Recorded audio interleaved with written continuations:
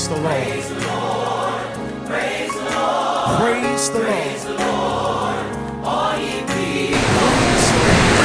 Bishop Proctor, Mrs. Proctor, and to my colleague and minister, the Reverend Jacqueline King, and to all of the pastors, ministers, committed and hard working district and conference officers, and to all of you who make up this, the 178th session of the New England Annual Conference. I happily embrace the opportunity to submit this, my 6th report, as the presiding elder of the district. A district that is second to none in all of Zion. A district that seems to keep on going despite whatever obstacles that may come our way. A district that is made up of some of the most faithful, diligent, and dedicated pastors, officers, and lay people that I've had the privilege to work with in my 42-year journey in ministry. We're not a large district, as some would call it large. We only have 15 charges. We're not particularly affluent in that money does not flow like a mighty stream. But we are impactful in that we're striving to do what God has empowered us to do amid these challenging days and times. Bishop Proctor and I served many years ago under one of the great voices of our Zion, the late Bishop Reuben Lee Speaks, who had a lot of, what I call pithy sayings.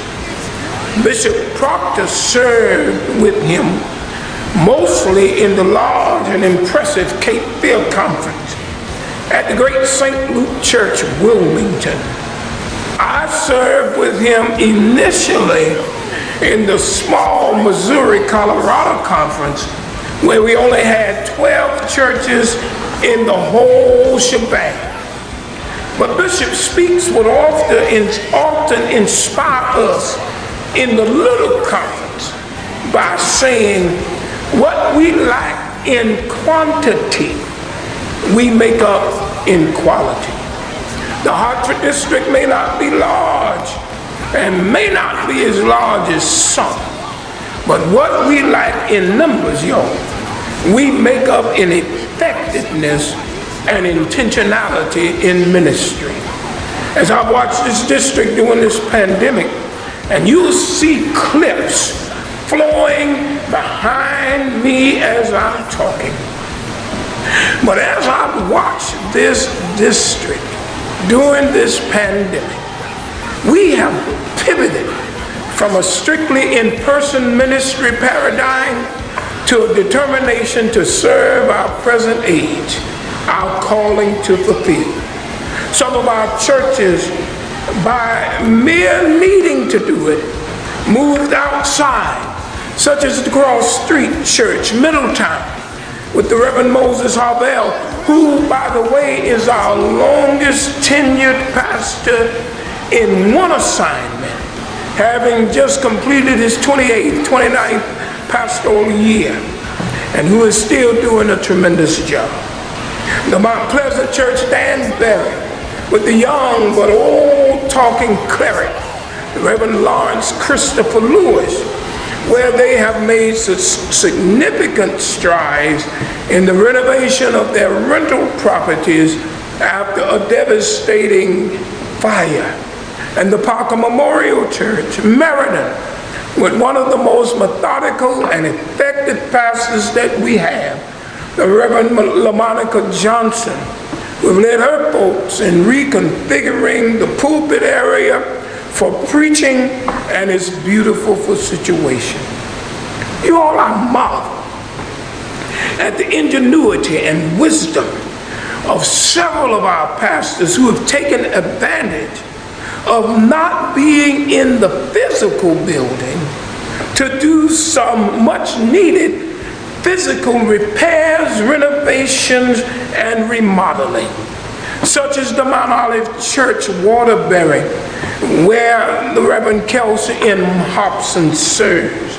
The Clinton AME Zion Church, Ansonia, where the Reverend Brian Riley served. Listen, they had some unwelcome visitors. Most of us like visitors. They had some unwelcome visitors, some pigeons, who had taken residence in their bell tower. This pastor and his members evicted them, didn't renew their lease, and corrected the situation, and it is well. Both the Beulah AME Zion Church, Forestville, under the leadership of Reverend Patricia Washington Rice, and the Redeemer's Church in Plainville, where the Reverend Shelley D. Best serves, are leading their folks in major renovations of their worship space that will allow them to serve forward in a tremendous way. And last but not least, we were all inspired by the move to the upper room on this past Sunday at the Blackwell AME Zion Church under the faithful and determined leadership of their pastor, Reverend Robin Anderson. Listen, my beloved, I say it again, what the Hartford district lacks in quantity, we make up in quality. I would be remiss if I didn't tell you that on the northern front of our district, Reverend William Campbell and the Archer Memorial Church are making moves and bursting at the seams. Spiritual excitement is on tap when you visit Archer.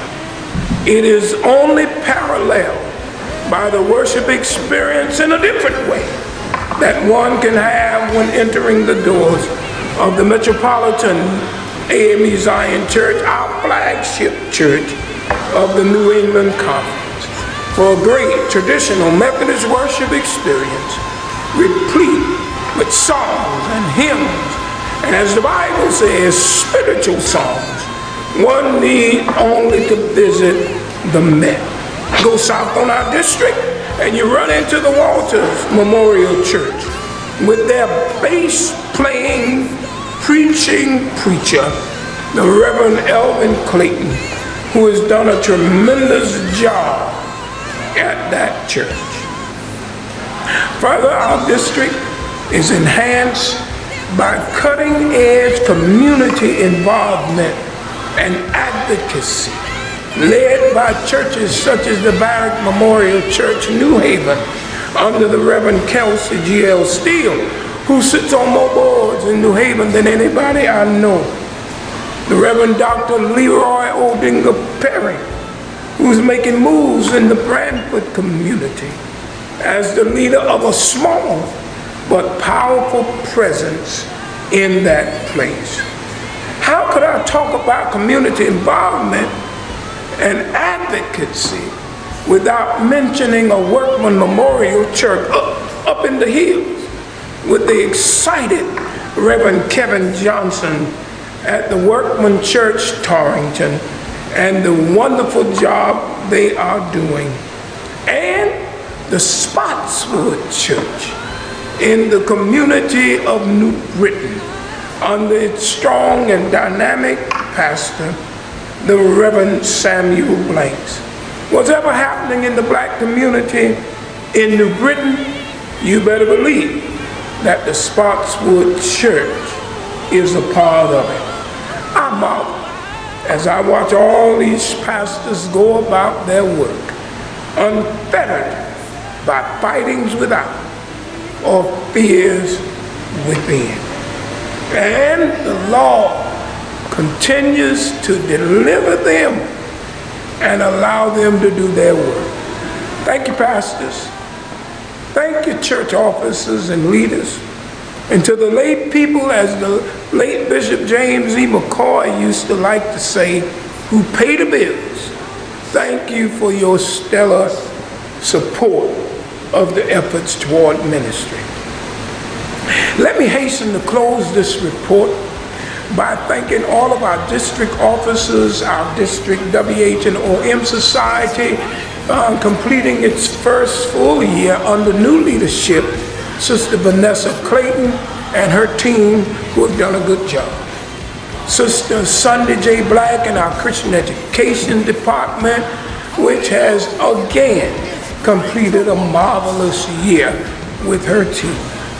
And Sister Shelley Henry, who once again has set the bar high with well over 1,000 members, card-carrying paid members of the Connectional Lay Council.